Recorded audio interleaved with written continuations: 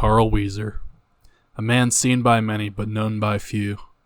The best friend of Jimmy Neutron and Sheen Estevez, he stands as one of the great icons of American television in the 21st century. But what if I were to tell you that there was more to this simple llama lover than was let on? Something spiritual. Alright, so I'm sure everyone watching this video has at least heard of, if not seen the show, Jimmy Neutron Boy Genius. It's also likely that you've heard of this guy named Jesus Christ. He was actually pretty important to a lot of world events, if you can believe it.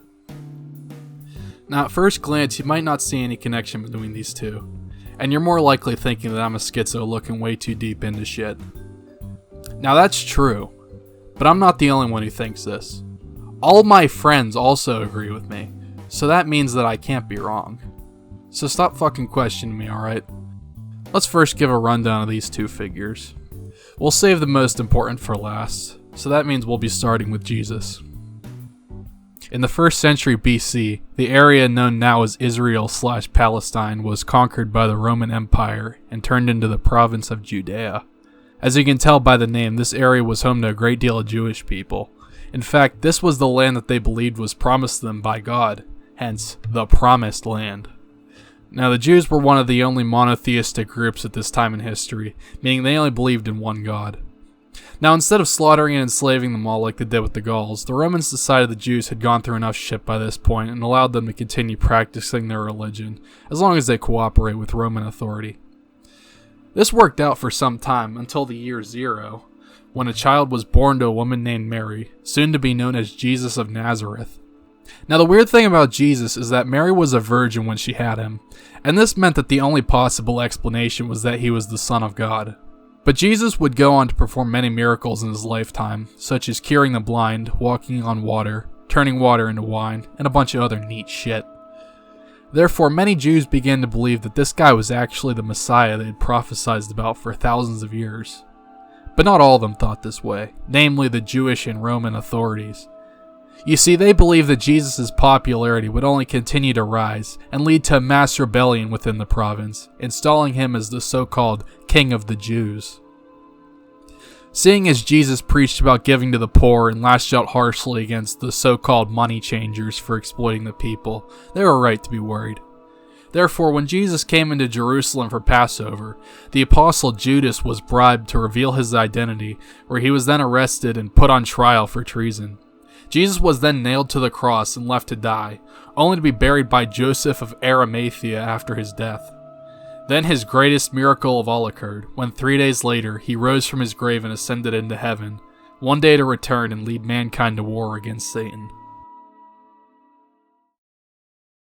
Carl Wheezer was born to Ebenezer and Martha Wheezer in the city of Retroville, which according to my research is most likely located in Texas. Notably, this is also the location of the city Corpus Christi, and is also one of the most religious states in the country.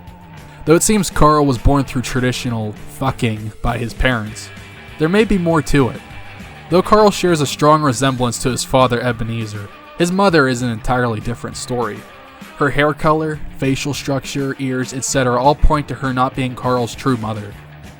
Now, an average viewer might think that perhaps Carl was just born to a different mother, and his father simply remarried following a death or divorce.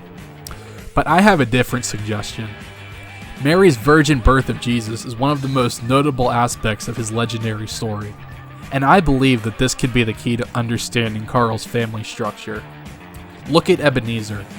Look at the absolute state of this motherfucker. It's tempting to simply see him as an obese boomer, but we have to consider the possibility that his round shape is the result of pregnancy. Yes, I'm suggesting that Ebenezer is the one who gave birth to Carl. It's simply the only explanation. I see no feasible way that Carl's supposed mother could have given birth to such an absolute unit. However, that doesn't mean she still doesn't play into the allegorical theme.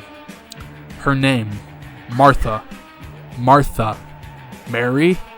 I mean, it doesn't get much closer than that. And her name isn't the only one with religious implications. Ebenezer might initially seem like a name chosen simply to rhyme with his last in a funny way. But get this. Ebenezer is a name of Hebrew origin, meaning the stone of help. In fact, in the books of Samuel, Ebenezer is the name of a location where many battles are fought between the Israelites and Philistines. In my eyes, this is plenty of evidence to prove that there was a religious basis behind the making of this character in Jimmy Neutron.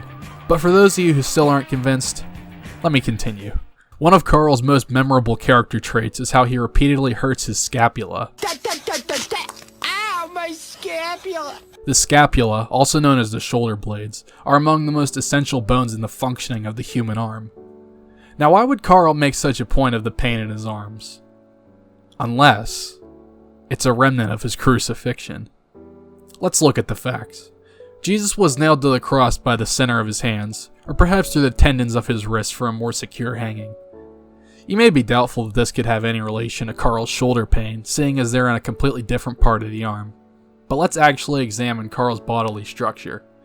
Using this excellent animation and doing a bit of trigonometry, we can determine that Carl stands at 125 pixels tall compared to Shaggy's 250. That means that Carl is exactly half of whatever Shaggy's height is. Using this official government document, we can deduce that Shaggy stands at exactly 6 feet tall.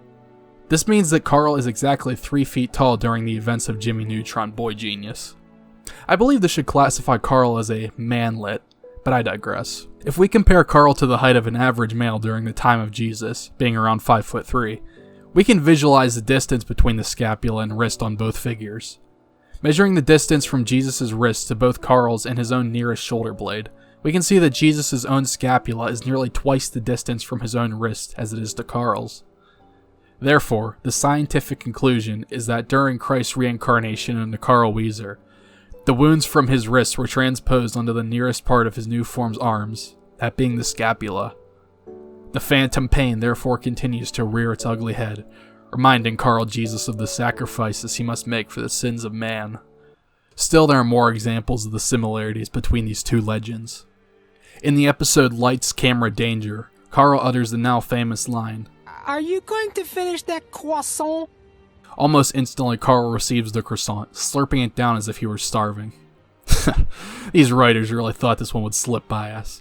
Anyone with a brain can see that this is an obvious comparison to the story of Jesus feeding the 5,000.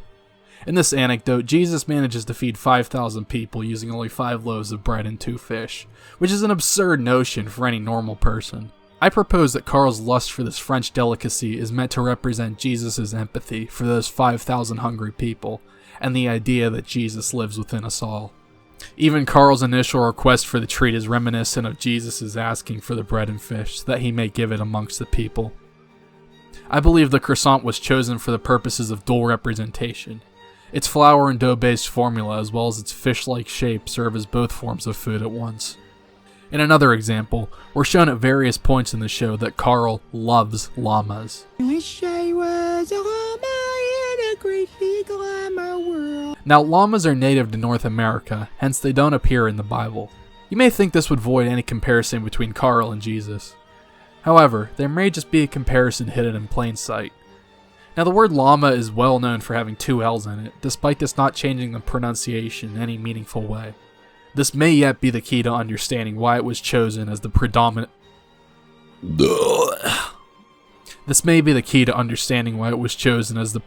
obsession in the mind of this man. Taking a look at the Hebrew alphabet, we can see that their version of the letter L is known as Lamed. Wait a minute. Lamed? Llama? It's almost too close for comfort. In fact, the letter even resembles that of a llama. And this isn't just me making leaps of judgment. Let's look at the origin of this letter's form. A goad. A tool specifically used to herd animals.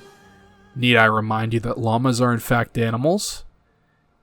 And just to put the lid on any doubt that this wasn't intentional, we can look at what number the Greeks assigned to this letter for their use in geometry. 30. The same year as the crucifixion of Christ. I rest my case. Given all this evidence, it should be obvious that the writers of Jimmy Neutron intended the character of Carl Wheezer to be an allegory for Jesus Christ, as a way to subtly reinforce their Christian beliefs onto America's youth. Though you may still have doubts, perhaps thinking I'm stretching the evidence in order to fit my narrative. But I want you to consider something for a minute. If the writers of Jimmy Neutron were to be direct in their godlike depiction of Carl, would the show ever have seen the light of day? This was a time in America when depictions of religion in cartoons, video games, and really anything targeted towards children was heavily frowned upon, even censored by network executives in order to avoid controversy. So if the writers wanted to avoid cancellation and keep their show on the air to spread their Christian values, they'd need to stay under the radar as much as possible. It's beautiful, in a way, how the writers trusted in the minds of children to decipher their cryptic messages to deduce the true meaning of Carl Wheezer's character. So writers of Jimmy Neutron, whoever you are, thank you. And for all of you who loved this show as a kid just like me, go ahead and give it another watch. You might just have a religious breakthrough.